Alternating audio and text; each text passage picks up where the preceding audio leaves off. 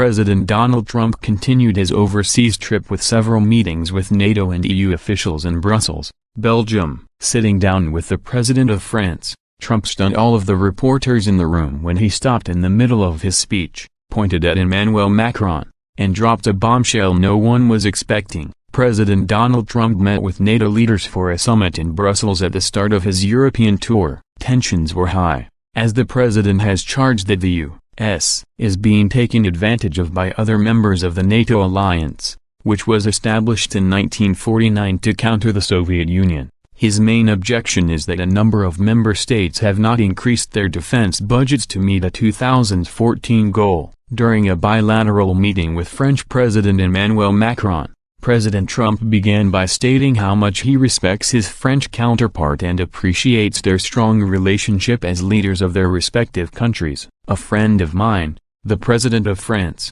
who's doing a terrific job being President of France. He's changing a lot of things around. And I guess that had to happen," said Trump, "and I think it's going to be very successful. We have a tremendous relationship. We're discussing trade. We're discussing NATO. We're discussing a lot of different things. And hopefully, in the end, it will all work out. And so it's great to be with you," added the president. Macron then went on to say the same thing to the gathered crowd in French.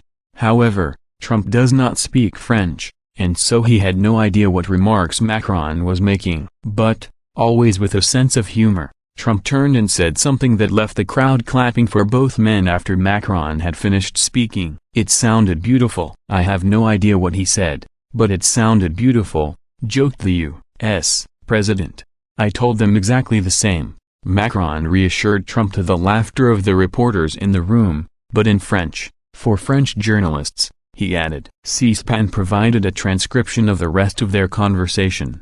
Macron: "I just reminded everybody that almost 1 year ago you were present with your wife in Paris for Bastille Day." Trump: "Beautiful." Macron: 14th of July, "and we've worked together for 12 months now." Trump: "True." Macron: "And took some great decisions." Trump: "We've made some good decisions." Macron: "And we'll continue to work together." Trump: "That's right, thank you very much." Thank you. President Donald Trump's amicable and humorous conversation with Emmanuel Macron is indicative of the strong relationships he has fostered with other world leaders from around the globe. An expert negotiator, Trump has found a perfect balance between maintaining diplomatic friendships with leaders like Macron, but at the same time, always keeping the necessary level of respect for America that should rightfully be afforded the world's leading superpower. The NATO summit in Brussels has been a huge success for Trump and the U.S., with other members of the historic alliance finally committing to spend an adequate percentage of their GDP on defense. The U.S. currently spends more than 3.5% of its GDP on defense,